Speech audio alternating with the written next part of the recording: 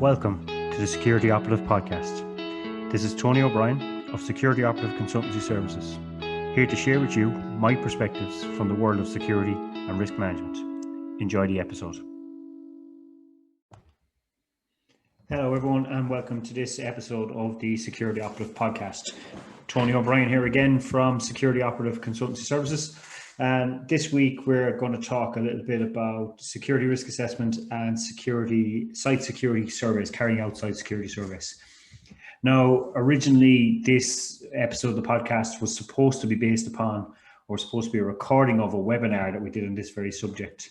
So on Monday, the 25th of January, 2021, obviously, we had a webinar on conducting site security surveys. Very well attended webinar. I think there was almost 30 people at it for almost an hour and a half, as far as I know. And we recorded that webinar, and I was supposed to just edit that and just release that as part of this podcast and YouTube episode. But I suppose as I look back and as I went to edit it, some people asked some questions that were quite specific, and there was a lot of time where people's faces and voices were on the screen, so I thought it might be quite unfair on them to just release the raw webinar footage. So I said, scrap that. They all got their certificates of attendance today, and they got the resources that we're going to talk about later on. They all got emailed a copy of those resources. So I said, sit down this evening then and just re-record it and just talk briefly about the subject. I don't think it'd be fair on you guys, the listeners, to listen to it for an hour and a half in the grand scheme of things. So I suppose if you're watching on YouTube, there's going to be some slides in the background. You're going to be able to see them. If you're listening on the podcast, that's fine. Also, I'm going to talk through them all, and I'm going to link to where you can get the slides in the show notes of the podcast if anybody wants to have a look at the slides or anything like that. But you can check it out on YouTube if you are listening on the podcast. So I suppose the topic that we were talking about was conducting site security assessments and the importance of conducting effective site security assessments. Very often I see security managers, security officers, security consultants going out to conduct site security assessments. They bring a tick box checklist with them. They tick the box, do a copy and paste job on a risk assessment, which then goes nowhere apart from gathers dust, and that's it. Or they go out to a site to conduct the site risk assessment, and they arrive and the client tells them exactly what they want, and they go, okay, and they provide that, which is not the purpose of it, I suppose. I often say that we are one of the few professions in the world that put as much, as experts, put as much credibility in what our client tells us to do. You know, I don't think any client would ever go to a doctor or an accountant or solicitor or a surgeon and say, yeah, I'm walking out, I got a pain here. I know it's my heart. I need you just to take it out. Yeah. And that'll be it solved. You know, no professional in the world will listen to them. And that's not our job as security. We're the experts. Oftentimes with clients, they have a thought process about what they want because they don't know any different. And we're the people whose jobs it is to conduct an effective site security survey or site security assessment and give them a range of options. Now, they may still choose the option that they went for, but our job then is to say, well, okay, well, this is what it will take to make that option work for you, I suppose. So I suppose the content of what we're going to talk about is understanding that there is a rationale for carrying out proper ones, and that's just what we talked about there. The importance of what are the important concepts when it comes to site security surveys, understanding the process first, how we establish the context on a given site, and the criteria and methodology that we measure our site security survey against. Then we're going to talk about risk analysis, risk treatment, and a little bit at the end then on implementation and monitoring, which might be slightly hard to do on a podcast, I suppose. And I'm going to try to keep this within the kind of hour. I don't know how it's going to end up in the end, but we'll know at the end. I suppose one thing to get across at the start is understanding what a security risk assessment is about. I've spoken about this before. Oftentimes for ourselves, we talk about security, I suppose, as the noun or the verb. I suppose we provide security. We provide the systems, processes, and procedures that lead to a secure environment. But I suppose one thing that's not to be forgotten about is we should often remember that security is also an adjective. It describes a state of being. And that state of being is often internal to the employees or the users of that site. So our security risk assessment is designed, yes, to set in place structures and processes and frameworks, but also to bring about the feeling of security in those who we are supposed to be protecting or assessing to make their workplace safe. And then understanding, I suppose, the fundamental of risk as well, and understanding that risk and threat are two different concepts. We are not always concerned about the malicious actor or about specific malicious actors when we talk about threat. We're talking about risk in its totality. So we might be talking about major threats like terrorism and bombings and things like that. Major threats, major severity threats, but very low likelihoods. And it's important to also remember that the high consequence, high vulnerability threats may not have high impact, but still should not be left behind. So I suppose understanding what should a security risk assessment provide. Well, the first thing is to appraise the overall security situation on a site. So we're looking at the totality of the security situation, and we're looking at that on the total footprint of the site. And we're looking to project beyond that footprint and see, well, what's going out there in the community that could affect the security risk assessment on this site. We're also looking to assess and understand what the client's decision drivers are. Why are they looking for this assessment, or why are they looking to bring in security? Is it knee-jerk? Is it in response to something that has happened? Is it a insurance issue? So it's a transfer of risk to somebody else. Insurance have got involved in. Or is it a proactive approach to risk? Is it driven primarily by budget, by somebody having a real need and pestering an employee or a risk owner, we'll say? So, for example, it might be driven by budget, in which case we're looking at, okay, we're going to lay out some options here, but chances are they're going to go with the lowest option. Or it might be a protective services operation where the client is getting security because the client's wife, husband, child has been nagging at them that they don't feel safe. And it's amazing what people will do for peace of mind. Budget all of a sudden become secondary. The third thing is that it must bring value, I suppose, to the client. We are not there just to tell the client what they want to hear. We're not there to say, yeah, everything is okay, everything's going to be okay. That's not what we're there for. We're there to give them a realistic appraisal. And by laying out the options, we're supposed to bring the available options. We bring the best value possible to the clients. I've often saved clients up into the hundreds of thousands on suggestions that they had for what they felt their security needed, when it was very, very simple. I often think of the funny story I was told one time about the Fisher space pen when the US were going into space, and they spent millions designing this pen that would write in space, and the Russians sent a pencil. I often think about sometimes simplicity is the best thing as a problem solver. So it's not about overcomplicating things, it's about providing value. On the flip side of that, it's not about cheaping out and telling the client what they want to hear either. And then the final thing, I suppose, is that the site security assessment has to align into the overall security system. There is no point in putting in place or suggesting security procedures that are not going to fit with the culture, the context, and we'll talk about culture and context in a little while, the building's infrastructure or the site's infrastructure. And in addition to that, it has to align, and we're going to talk about this in a while, has to align with all the documents that are feeding into it and coming out of it. So what I mean by that is that a site security assessment or risk assessment or threat assessment, whatever you want to call it, is not a standalone document. It should have a range of other documents and processes feeding into it. And as a result of what you find in your site security assessment, there should be a range of other documents and procedures feeding out of it. And this is the central kind of hub of it. So it doesn't just sit there gathering dust, it's used to inform. It takes information from a range of places and it feeds information into a range of places. And that's important to understand as well. And we'll talk about that in a little while. So the design process generally that I use, I generally start off beforehand, and this is a common mistake that I see when site security assessments are happening. I always start off with the research process long before I get anywhere near a site. And what I'm talking about there is general run-of-the-mill open source research. And that could be simple things like geographical searches on Google Maps for things like closest police stations, closest hospitals, fire services, proximity to things like schools, or anything with a geographical risk associated. Maybe that the site itself is not a major risk, but geographically it's located to a building that is a major risk of some kind of malicious actor. newspaper clippings, newspaper research, social media research, those sort of things, getting an idea. Local crime demographics. What is the local demographic in the area? What sort of people live there?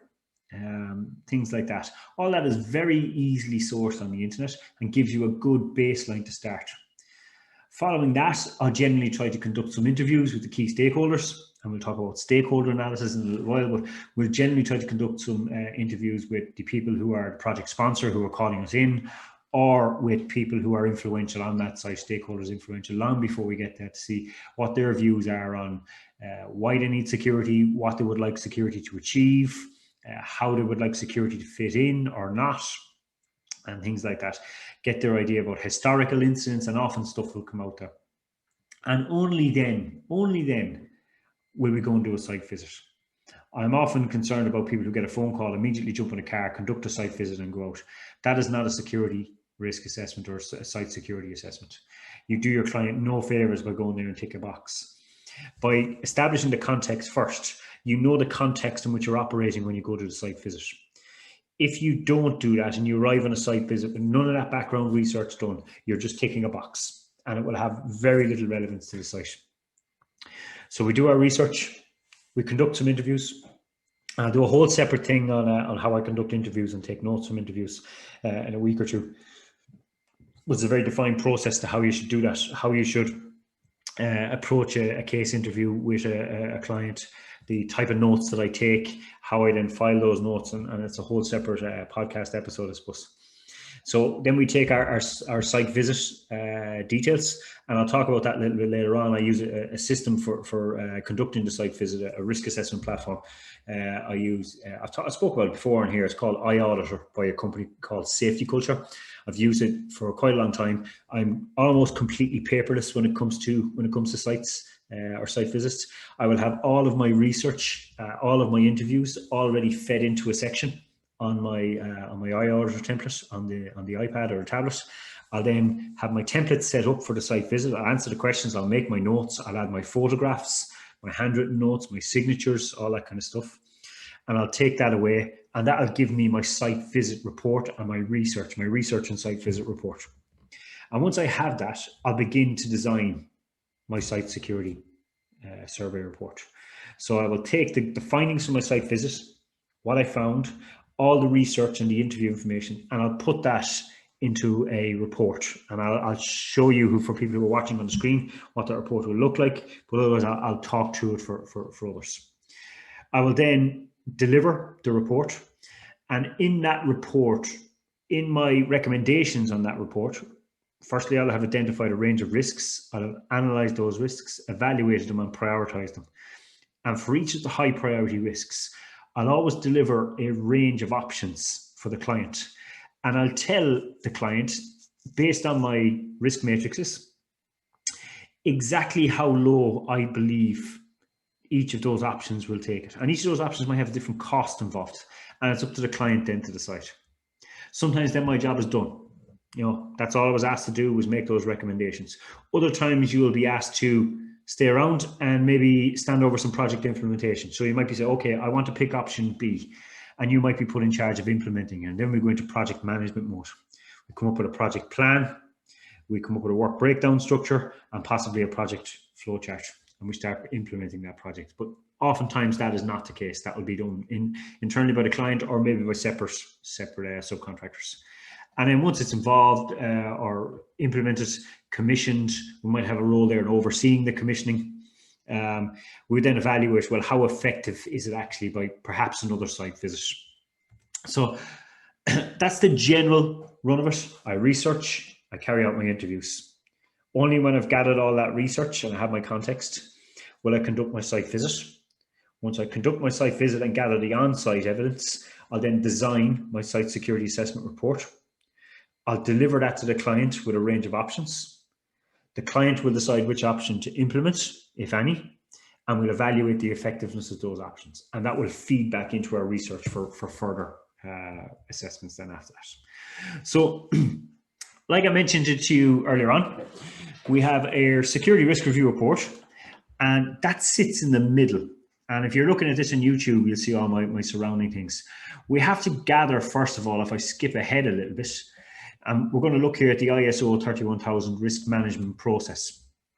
And the very first thing that we're doing here is establishing the context in which we are gathering or conducting. So what that means is we have to understand the context in which we are operating in. And that will include the external context, the internal context, who the stakeholders are, and what information is available out there. So generally that will start for me with something like an external analysis. And that external analysis, I generally try to use a pestle analysis. For anyone who's come across a pestle analysis, it's a very good analysis tool or model used in the business world quite often for understanding the external macro environment in which you are operating. Pestle stands for political, economic, social, technological, environmental, and legal. Sometimes they switch around the legal and environmental at the end of that. So political views of the client or site. Have they been involved in politics before? What are their political leanings? Are there any, I suppose, is there negative political? So, for example, if it's a bank, has the site been repossessed? Is there issues around that? And then we talk about economic issues. Is there money issues? What's the funding streams like? What's the budget? All of those sorts of things. What is the economic the macroeconomic situation that we're operating in? Are we in a recession? Are we in good times? Is the client being encouraged or discouraged from the type of site that's being designed? The social context then, talk about demographics, we're talking about sociographics, we are talking about the social utility of the site itself, we are talking about local crime statistics like we mentioned earlier on, technology, what is the existing technology in the area, what sort of technology is the threat actors likely to use, and what sort of technology is available to us as tools to operate in. Environmental impact, sometimes we have to understand the environmental impact. Is it in an affluent neighbourhood? Is it in a very picturesque neighbourhood where we can't just go running cameras all over the place, building large concrete walls, stuff like that? So understanding the environment that it operates in. And finally, legal. So we're talking about things like regulation, legislation, standards, down as far as guidelines and guidance. And when we have that done, that gives us quite a decent picture of the external operating picture. Then we might look at the internal operating picture, the existing security measures, or what we know about the existing security measures from the interviews. I would generally bring some of my questions from the research, maybe reports about recent crime incidents there. And from the interviews, I'll get an idea and we'll conduct what's called a SWOT analysis. I'm sure very many of you are familiar with that SWOT analysis. To understand the existing strengths, security strengths on the site, the existing security weaknesses as is perceived by people, what the security opportunities are to harden the target, and what the existing threats are internally. And then we also might look at, well, if it's a large site, so let me give the example of a construction site. We carry out what's called a stakeholder analysis. So a large construction build, it could be a corporate build, it could be a residential build, could be a retail build, but you're going to have such a range of stakeholders. So you're going to have people like the property developer, possibly the landowner, possibly project management companies, construction operators, other stakeholders, other contractors, subcontractors on the building, and the local residents. And we're going to map them out into those who have high influence or low influence or power over our role. So people like project managers and the client themselves, high influence. People like the general public will have probably a low influence, or other subcontractors like cleaning or facilities management companies, probably a low influence. And then we're also going to map, well, what is their level of interest? Do they have a high level of interest or a low level of interest?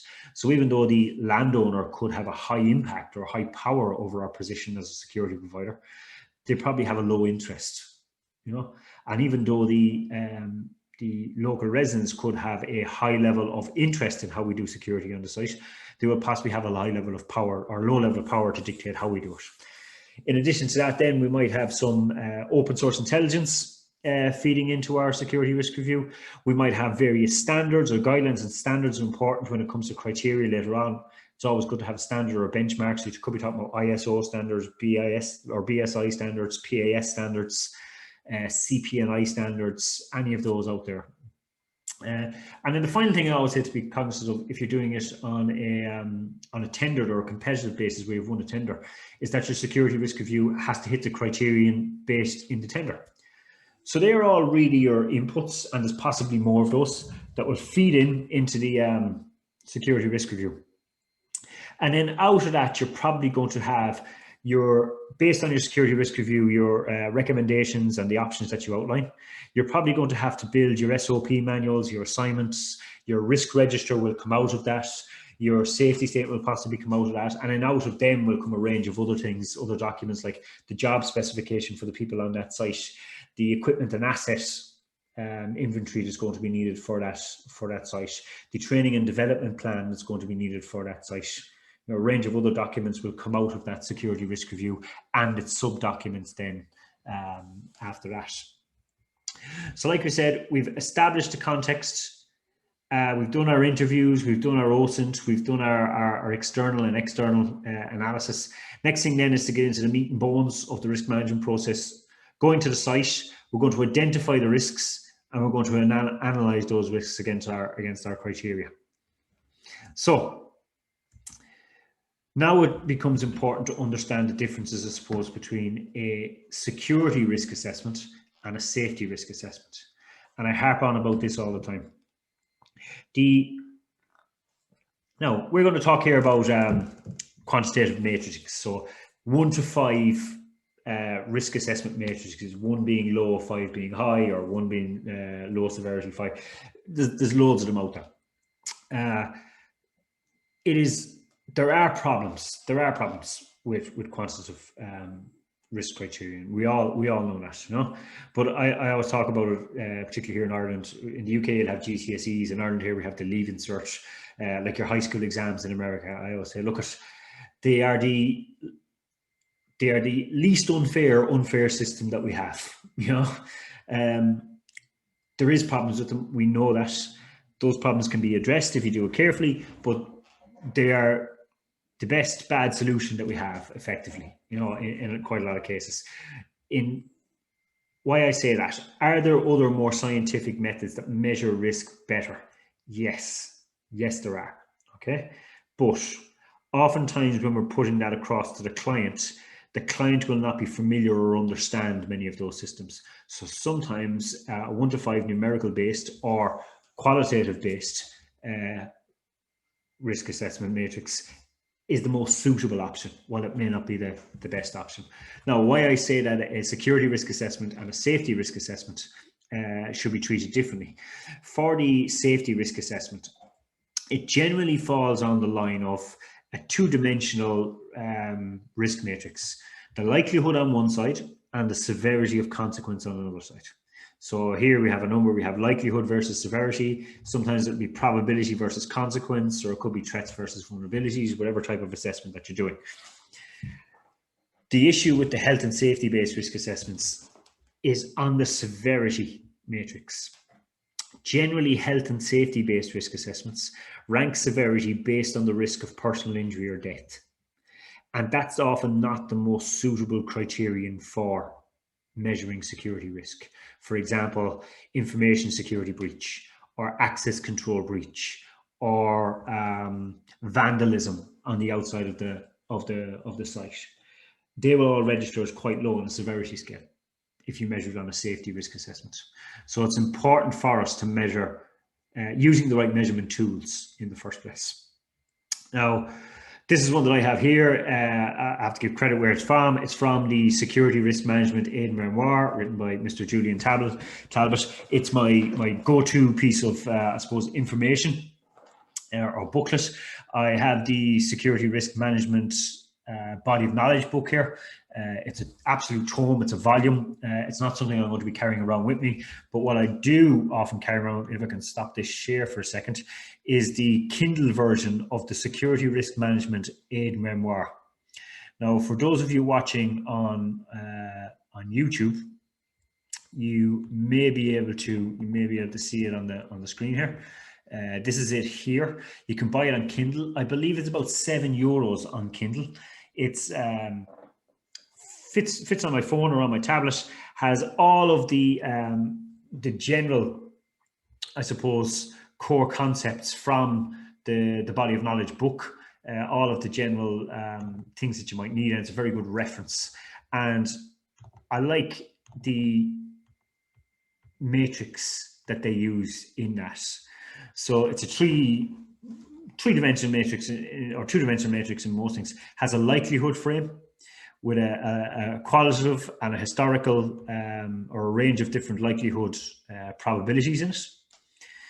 It also then has a consequence outcomes, but it uses the Piper the Piper C consequence, which basically says it's assessing your consequence in terms of people, information, property, economic outcome, reputational outcome, and operational capability. And I think it's a very, very good one.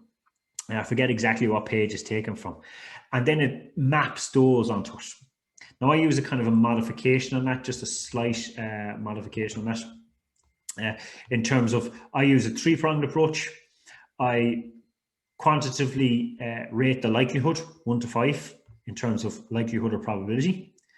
I rate the impact to business operation, and generally this is just an example that I have on the screen here for those of you watching on YouTube, but I use the Piper model to give a list of the impacts, but I also use the vulnerability scale. And what I mean by that is something might be very likely to happen and might have a high degree of impact should it happen. But actually, how vulnerable are we as a site to that happening? In terms of the controls that we already have in place, if somebody did attempt to do it, even though the outcome might be high, what is their chances of success with the existing controls? And I think that's very, very important to do. So then I suppose it's important to talk about, well, okay, we've assessed them, we've quantified them. What are we going to do about treating them? And again, we got our 4 main risk treatment options. We could avoid the risk altogether and say, look, we're just not going to do that here. Probably a more common is we transfer a risk. So what we talk about is insurance, or we transfer it to a subcontractor. For low-level risk, we may just accept the risk, I suppose. And where the security industry really lives is in option, the last option, which is we attempt to mitigate or reduce the risk. And what we talk about here is, look, we have to decide, well, what sort of risks in it. And one of the things I like from risk management is the Stroud matrix when we talk about quantifying risks.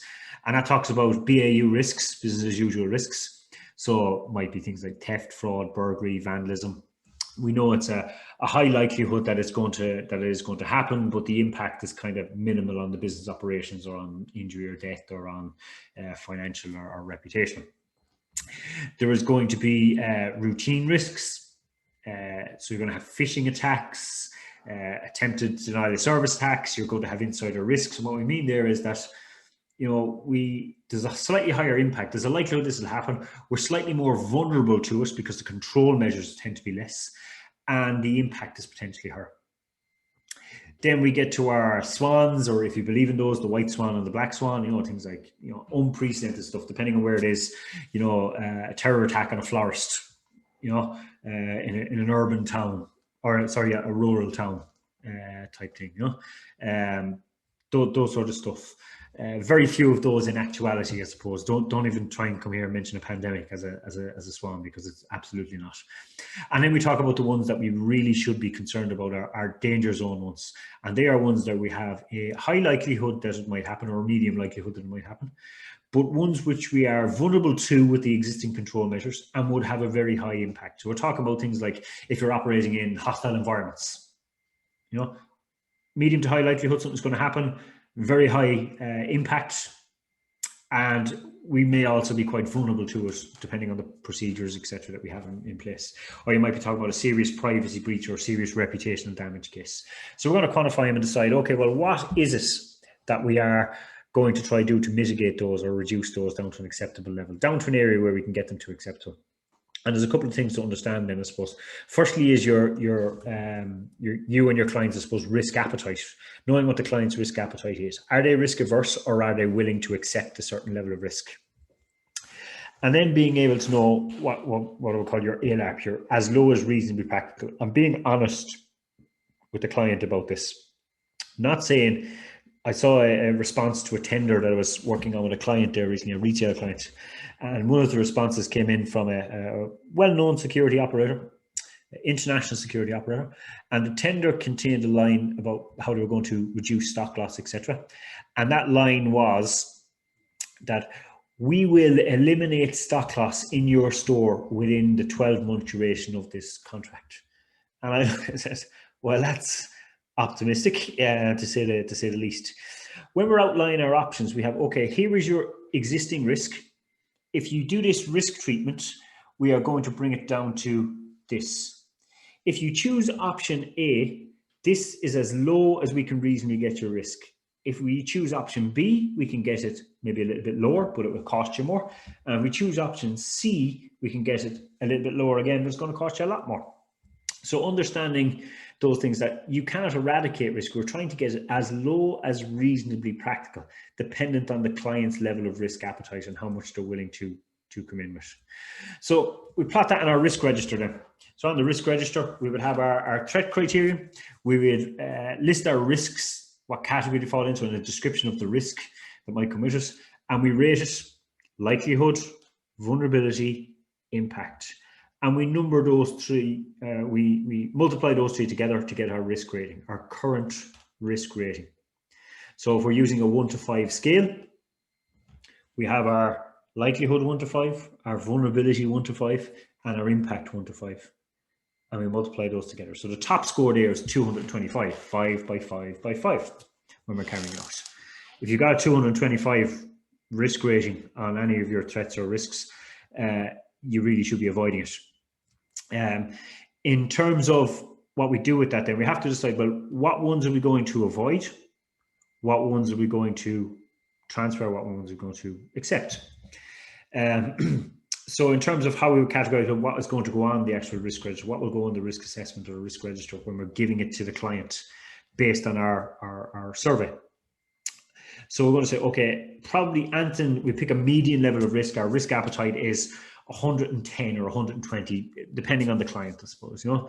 Anton, above that, we are going to have in, and below that, we're going to accept. We're not going to put any more control measures in, we're just going to go accept. And then above, we say 110 to, I'm just picking numbers here, 110 to 150, we are going to mitigate or transfer. We're going to put in place control measures, or we're going to hand it over to somebody else. And anything above, we'll say 150 or 200, whatever you want, or 150 or 175, whatever the case may be, we are going to avoid. So for the ones we are going to mitigate or transfer, we are going to put in our control measures. I like to put in options. When it's still at survey stage, I put in a range of options for the client. When they define their options, that we put into our risk register, our risk register properly. We look again then at what will that risk come down to based on that, and what have we decided to do based on that? Are we going to accept, transfer, whatever the case might be?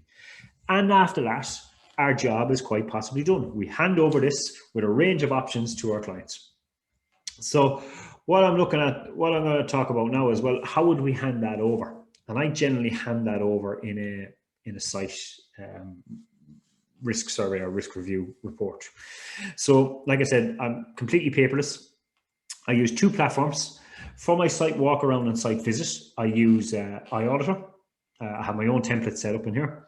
If you're looking on the screen here, I can possibly share with you. Yes, if you're looking at the screen, I have my like a word-based version of the template I have in there. So effectively, we put in some of the general site criteria, and then we have our checklist or our questions as we're going around the site that we need to answer, and our commentaries as we go around and put them in.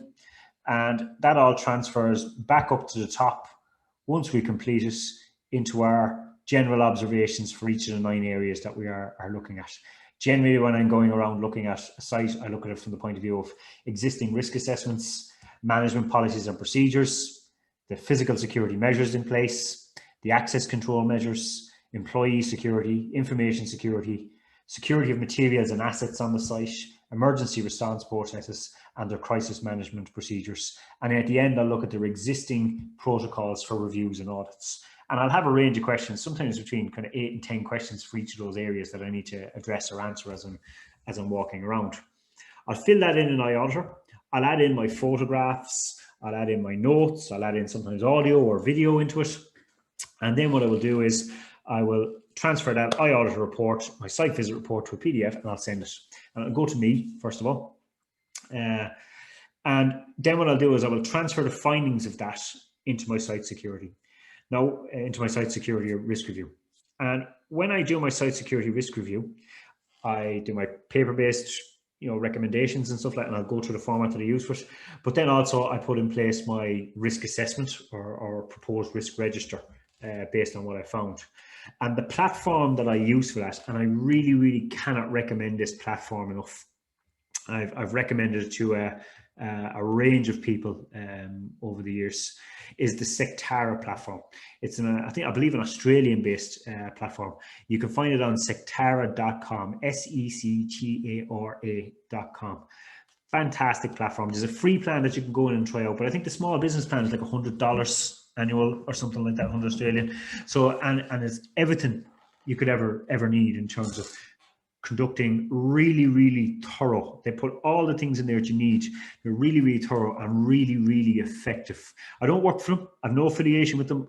I've recommended so many people. It is a fantastic product for anyone involved in risk or threat management or conducting risk or threat assessments. So I really do enjoy it. I think it's a fantastic tool. In terms of then what that would look like then as I produce a report, for those of you watching on YouTube, or I might even be able to put it in the show notes, actually, my example. I have my security risk review report. And for those of you listening, I'll just go through the kind of table of contents that I'll have it. So on the first page, I will have my document details, document reference, and I'll go into how I file and reference my documents on another podcast, a version control and distribution control on it. And then I get to probably the most important part. This is a redacted one that I use just a sample. I've given this out to people on the webinar. One of the most important pages on the executive summary. In my experience, clients rarely go past the executive summary. So you need to summarize exactly what you did, your methodology. So I generally have a paragraph for introduction, a paragraph for my methodology, a paragraph for my findings, and a paragraph for my recommendations, and signpost them to exactly where you can find them. So based on my site visit review then, I will have my contents. I will have my scope and purpose. What was the scope of the review? What was I looking at? And most importantly, what was I not looking at? So they don't come back and go, well, you didn't mention anything about that. Well, that wasn't in my scope. What was the purpose of it? What am I hoping to achieve? What methodology did I apply and criteria did I apply? And then a brief overview of my findings. So I put in there my observations. What were the critical risks? What were the high risks? What were the medium risks? Then I'll go through my sections, location-based risks, what are the historic risks, what existing security controls, physical security that's in place, all that kind of thing, and my commentary. And then at the end, I will have my risk register. So you'll see if you're looking at it, I have all those pages. I think this is quite a short one. It's a redacted one that I'm looking at now on my screen. Goes through still a little bit of details, redacted, take a lot out. But then we get into our access control, physical security measures risk review. So here is our actual risk assessment and threat assessment. So for those of you listening, let me give you an example. I've raised the threats access control issue, and the risk description is limited access control from reception area of the building to work areas via elevators or stairs. High likelihood of unauthorized access using social engineering, tailgating, or more basic access control measures. And on this particular, and again, it's fictional, I rated that the likelihood was 4 out of 5. The vulnerability was 5 out of 5. We were completely vulnerable to it. And the impact is potentially 4. So that's a risk rating of 80 in that one. And we outlined a number of options. Reinstate access control reader in the elevators and support with a training and awareness program. Reinstate access control readers in elevators and install anti-tailgating technology. Gets a little bit lower, but it has a higher cost. Install access control turnstiles across the lobby area. Gets it a little bit lower, but again has a higher cost. And option 4, provide a security presence in the lobby area. Gets it to a medium level. It's not going to stop as much as a load of turnstiles, but it probably has much less cost than turnstiles. And I go through each of my risks like that, and I lay out a range of options for each of those risks. So that's generally how I go through it. If I was to finish off then and talk about, well, what if you're asked to come in and stay around for the implementation? The client says, okay, I pick option A. What will I go with? Okay, you've picked option A, and I'll generally go now. We're on to project management now. We're going to do a project management type of a job on it now. So what we're looking to do on the project management phase then is, I suppose, break down the various phases. And the example that I have in the webinar, and the example that I have here if you're watching on YouTube, is it's for a security system installation. And I carried out what's called a work breakdown structure. So what we do is we break the work into different phases, and the phases will be dependent on the project. And we do a tree. If you go online and just Google work breakdown structure diagram, there's loads of templates you can use out there. So phase 1 in this, I have planning. Phase 2, removal of old equipment. Phase 3, installation. And phase 4 is closure. Excuse me. Within phase 1 then, the planning and scoping, I have a planning phase. I have an engagement phase, and I have a scoping phase. And then within that, there's subtasks again. So I have 1.1, 1.2, 1.3, and so on and so forth across the board. So I break it down into timelines. And then what I will do is I'll apply that to a Gantt chart. And again, if you're getting the slides, you'll see the Gantt chart on here, but I'll break down each of my tasks onto a Gantt chart. Who is responsible? What is the timeline? And what is the dependencies? And we'll put a visual representation across. And for me, I've always found that to be the best way of doing project management. I'll do a whole separate one on project management, security project management, if there's an interest in it, or a whole separate webinar if people are interested in that. But this is just about the security risk review of the site and what should come out of that. So like I said, the webinar lasted for, I believe, an hour and a half. There was some great questions on it. But I suppose the key takeaways for people that I want to reinforce on this podcast is, make sure you get your context. Make sure you're measuring it against the correct criterion, otherwise you've wasted a load of paper. And always give your client a range of options at the end of your survey. Don't tell the client what to do. Lay out the options and let them choose. I always say our job is not to say no to the client, not to tell them what they can't have. Our job is to tell them what it is going to take to get to yes. You know? So if you want A, you need to invest B. If you only want C, then you only need to invest D. And that's our job with the security risk survey or the site security survey. So that was the general gist of it. Next week, I'm going to be back with another interview. I'm not going to spoil the surprise who it is, but it's another friend of mine. Very interesting interview that we recorded the other night. If anybody has any suggestions for future topics for any of the webinars, our February webinar is coming up last week in February, and that's going to be on writing effective security policy and security procedures. So if anybody's interested, I'm going to put the Eventbrite link up probably next week. We have an article coming out later on this week. This will probably go out on the Friday actually, so it could be, it's now Friday the 29th, so it could the article could actually come out early next week, which is on securing quarantine sites. And then we have another article coming out, actually an international magazine that come out this week in the Professional Security Officer magazine. So before we go, I just want to give a quick shout out. Yesterday, I was asked virtually at an event at the CP and Technology Forum, a virtual online event run by Mr. Phelim Rowe. And I really have to say, Phelim has to be congratulated. He ran an absolutely awesome event. Great panelists, great speakers, great topics, kept people entertained from 8 o'clock in the morning to 10 p.m. last night. And I really think he deserves a round of applause for how he puts on a show. So well done, Phelim. Until next week. Thank you very much. I appreciate you all listening. And as always, feedback is appreciated. Until next week, this is Tony from Security Operative Consultancy Services signing off. Thank you. Thank you for listening to the Security Operative Podcast. We hope you enjoyed the show and got some value. If you'd like to follow more of our activity, you can find us on any of our social channels at Security Operative Consultancy Services. See you next time.